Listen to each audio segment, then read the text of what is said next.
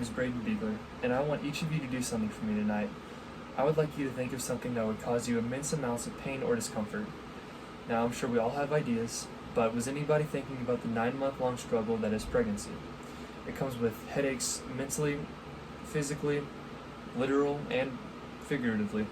And of course, I know we'd all love some medicine to help out with that. And so you have some over-the-counter painkillers, but you have to weed some out, because according to the website Very Well Family and other doctors, Advil and Aleve are completely prohibited because they can cause issues. Additionally, aspirin can only be taken in very small doses.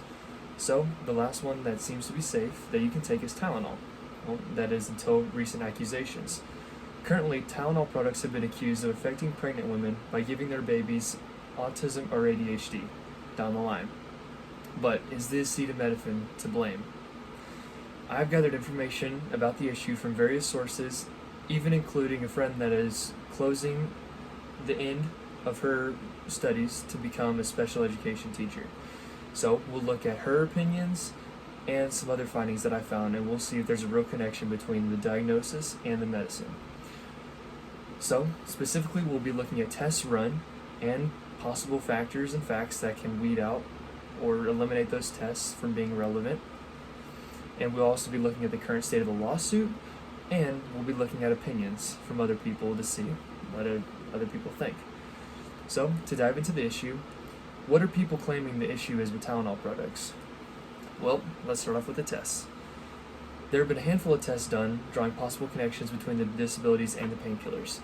Various websites, including factcheck.org, shared that all the way back 5 years ago in 2018, a paper published by the American Journal of Epidemiology said that some doctors did some tests, various different tests, against pregnant women who took Tylenol versus pregnant women who did not. And once they had the babies, they found that in the group of women that had taken Tylenol versus the women that did not, they found percents as high as 19 to 34% of the babies, more of the babies, had autism or ADHD than the women that did not take Tylenol. And similarly, in the website of the National Library of Medicine, they took record of 64,322 babies, and they tracked them for a handful of years. And 31% of the kids in total were diagnosed with ADHD or autism. And of that 34%, over 50% of the mothers reported taking Tylenol during their pregnancy. But does this data give really reliable reasons to blame Tylenol? Well, although the tests and the statistics seem believable, there are some factors that drive people away from these numbers. For example, in the test from factcheck.org, it was stated that there was no really good answer set in stone from the studies because they took factors in, and they took mothers that took any amounts of Tylenol. Not high doses, not low doses, just any amounts of Tylenol. So that could be kind of shaky evidence from the tests.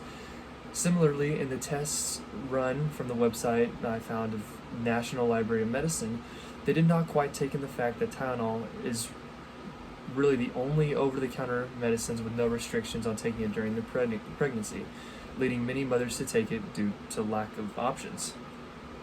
So how does this all translate into the actual court rulings or experienced opinions? Well, according to the experienced opinions of judges and educators, there could be other reasons why kids might be diagnosed more often than they were back in the day.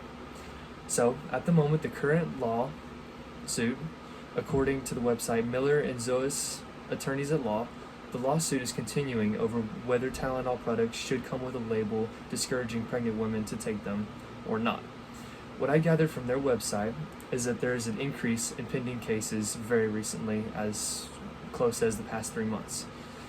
And the FDA right now wants to stay out of it as much as they can, which translates to progress for the victims, but there's been really no final decision or an answer recorded yet.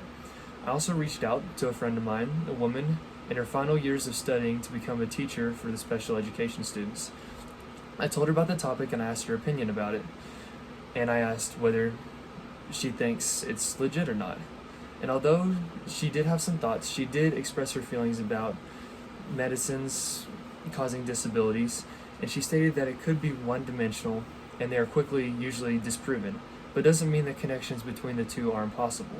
She also showed that there are many new ways of testings for autism and ADHD that allow more kids to be diagnosed with it officially, causing more people with ADHD and autism, excuse me.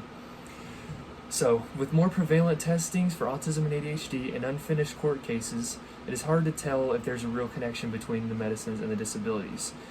With the current state of the court case and all the factors we went over, can we really discover an answer that is set in stone? Well, after looking at the status and everything like that, from the tests that may have some gray area, it is really hard to give a definitive answer yet. It seems to be that the answer is just simply a maybe for now. But I hope this research has helped you see possible dangers and to keep your eyes and ears open about the case. But as of right now, the choice to take Tylenol during pregnancy is completely up to you.